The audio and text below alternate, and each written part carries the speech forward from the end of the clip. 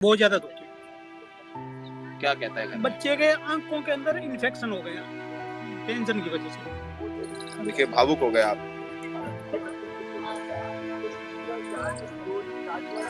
सांत्वना दीजिए सौरभ इनको। बताओ क्या करें, क्या कर सकते हैं, गवर्नमेंट ने ऐसा कर दिया।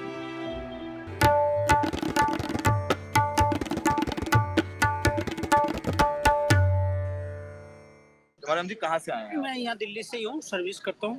तो मेरे बेटे ने एग्जाम दिया था, 643 मार्क्स आए थे। 643 मार्क्स हाँ, आपके बच्चे से हाँ आए जी, हाँ थे। जी। तो ये तो मतलब पिछले बार की अगर बात करें तो अच्छे मार्क्स आए 640। बहुत बढ़िया मार्क्स आए। पिछली बार तो 500 से आए थे, ये चौथा अटेम्प्ट है।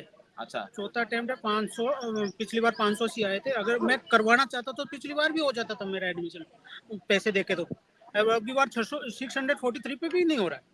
नहीं हो रहा है। नहीं हो रहा है। सरकारी कॉलेज नहीं मिल रहा नहीं है। मिल रहा। सरकारी प्राइवेट मिलेगा, लेकिन पैसे देके तो मैंने 5 साल पहले ही करा देता, आज एमबीबीएस करके आ जाता। तो प्राइवेट कॉलेज में लगभग कितना पैसा लग जाता है? प्राइवेट कॉलेज में कम से कम 15-20 लाख रुपए साल के। साल के लगभग हाँ। 4 साल की एमबीबीएस पढ़ाई में हाँ 1 करोड़ रुपए से ज्यादा लग गया फीस में, और फिर रहना खाना अलग। रहना खाना लगे। तो वो आप तो खाली मेरिट से आएगा जब ही तो है बच्चा। मेरिट प्राइवेट में तो हो जाएगा, लेकिन ये 1 करोड़ रुपए लगेंगे। 1 करोड़ रुपए लगेंगे। हाँ। आप सुबह से यहाँ बैठे मैं हुए हैं, सुबह से बैठा हूँ, पानी लेकर के अपना काम छोड़ के छुट्टी लेके आए हैं। छुट्टी लेकर आया हूँ। न्याय दिलाना है बच्चों न्याय दिलाना है बच्चों, सभी बच्चों को। मेरा बेटा चलो ठीक है, निकल जाएगा, मिल जाएगा, लेकिन ये दूसरे बच्चे हैं, उनका क्या करोगे? उनके लिए सपोर्ट में है। सपोर्ट में सपोर्ट में। तो आप भी याचिका आपने भी साइन किया? नहीं, petition? मैंने पेटिशन में किया हुआ, मेरा साइन है। आपके यानी आप भी एक पिटिशनर हाँ, हैं। हाँ। तो आप किसकी गलती मानते हैं? ये गवर्नमेंट की गलती है सारी, एनटीए की गलती है, सबसे ज्यादा तो एनटीए की गलती है। इसमें दूसरी दुपे उसका सपोर्ट मिल रहा है इस गवर्नमेंट से। मेरे को लग रहा है गवर्नमेंट भी इन्वॉल्व है इसमें। आपका बच्चे की मनस्थिति कैसी है? उसकी कितना क्या दुखी है, उदास है? बहुत ज्यादा दुखी। क्या कहता है घर में? बच्चे के आंखों के अंदर इन्फेक्शन हो गया टेंशन की वजह से। डिप्रेशन में है क्या? देखिए भावुक हो गए आप। सांत्वना दीजिए सौरभ इनको। बताओ क्या करें। आपको मजबूत रहना अपने बच्चे के लिए। आपके बेटा आपके से मजबूत तो रहेंगे ही, मजबूत तो रहेंगे। थोड़ा क्या कर सकते हैं, गवर्नमेंट ने ऐसा कर दिया। आपको लगता है कि आप टैक्स ईमानदारी से भरते हैं? बिल्कुल बिल्कुल। टैक्स ईमानदारी से भरते हैं। मेरे पास मुफ्त राशन लेते हैं? नहीं लेता हूँ। ईमानदारी से काम ईमानदारी से। सड़क पर ट्रैफिक में फंसते हैं? फंसते हैं। 1-1 घंटा एक्स्ट्रा काम करते हैं हम। मेरी आज तक रिकॉर्ड देख लो, मैं गवर्नमेंट जॉब करता हूँ, मेरे पास साइन किए हुए हैं, टाइम डाली हुई है। 1-1 घंटा एक्स्ट्रा जॉब करता हूँ मैं भी मेडिकल लाइन में 1-1 घंटा एक्स्ट्रा काम करता हूँ। और फिर जब आपके साथ ऐसा होता है तो आम जनता के साथ पता नहीं क्या होगा, बोल ही नहीं पाएंगे। और ज्यादा होंगे, और ज्यादा होंगे।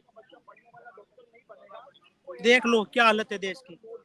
ये डॉक्टर बनेंगे, ये जो बीच में घुसेड़े हैं ना, बीच में ये डॉक्टर बनेंगे, किडनी निकाल निकाल के बेचेंगे।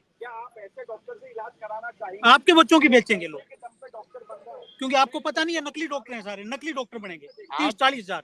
आप क्या सोचते हैं एक आम आदमी की तरह जिसका बच्चा तकलीफ में है, वो डिप्रेशन में है, कि 4 साल में उसने अच्छा स्कोर किया और इस बार जब 640 से पहली बार देखा, उसको लगा तो मुझे अच्छा सरकारी कॉलेज मिल गया, बढ़िया कॉलेज मिलता, बढ़िया 644 में तो बढ़िया कॉलेज मिलता है। कितना खुश होगा। फिर बहुत खुश हुआ। उसको लगा कि उसकी रैंक बिल्कुल नीचे चली गई। हाँ, 735 रैंक आ रही है अभी। 35,000 में तो कहीं मिल ही नहीं रहा है। तो आप क्या लगता है सरकार के बारे में क्या सोचते हैं कि सरकार धोखा दे देती है हम उन लोगों को जो बहुत ईमानदारी से काम करते हैं, मेहनत करते हैं?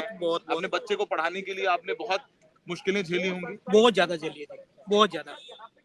आपकी पत्नी खुद भी जगती होंगी बच्चे के साथ रहती है। अब रात में कुछ गड़बड़ निकल ले, ये डिप्रेशन में मिसेज खुद जा रही है। तो अब आप क्या सोचते हैं, क्या चाहते हैं कि कैंसिल हो रही? देखो, मैं तो सोचूं न्याय मिले बच्चे को, बस। री हो, चाहे कुछ मार्क्स दे, चाहे कुछ भी करे, लेकिन बच्चे को न्याय मिले।